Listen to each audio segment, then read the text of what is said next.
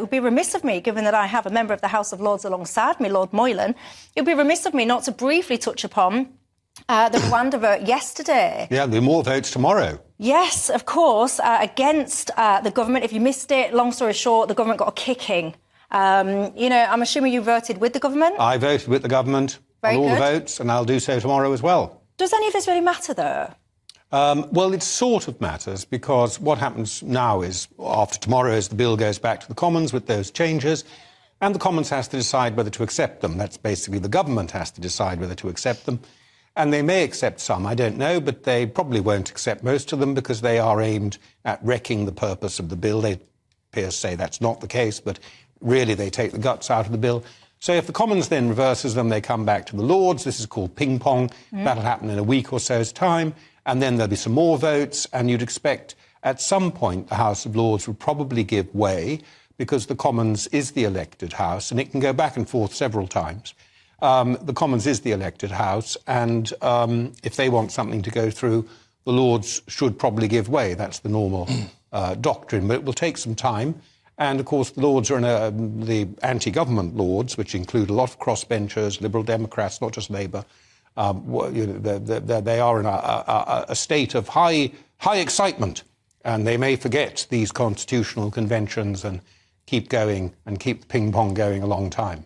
Well, you guys weren't happy with it all at home, I can tell you. I remember talking to you about it yesterday, and as we've just been mentioning, more votes on this tomorrow. Tom Bewick, briefly, your thoughts on that?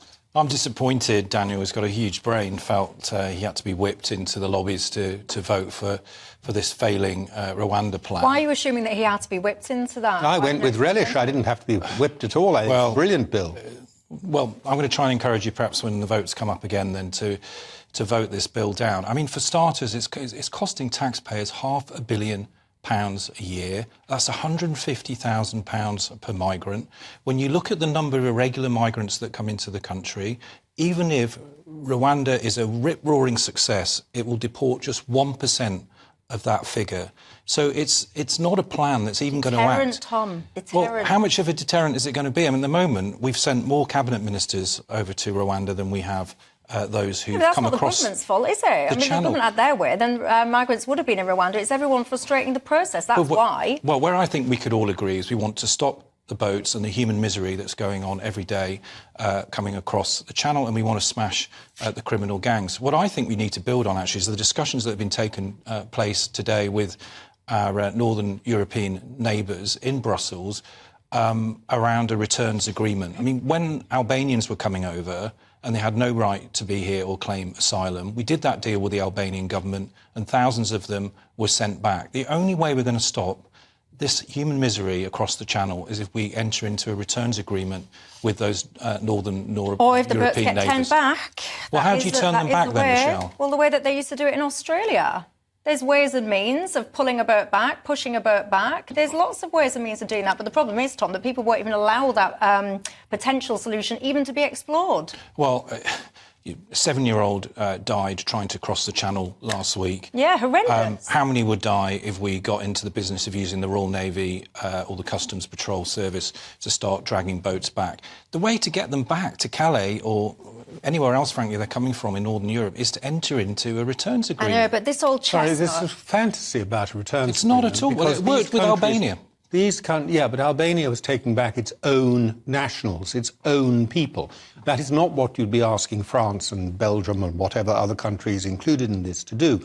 I mean, I welcome what's been agreed today about further cooperation on crime fighting in order to address this, because, of course, this is a pan-European, pan-global network. This is an international network of criminals who are shipping these people across and charging very high fees for doing so. And people will have to think twice if they're going to Rwanda, even if there's a smallish chance they go to Rwanda.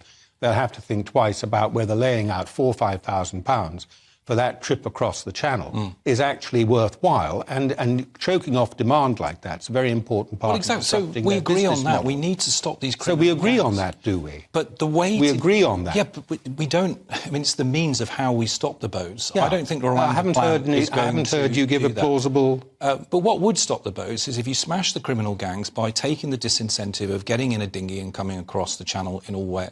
Yeah, and that's what the bill does. That's what will... Well, I don't think that's going to work. Only when it accounts for 1%. 1% of We'll the 52,000 irregulars that came in. It's a the smaller UK last number year. now, so it'll be a bigger percentage. What do you think at home? As always, you guys can have the final say.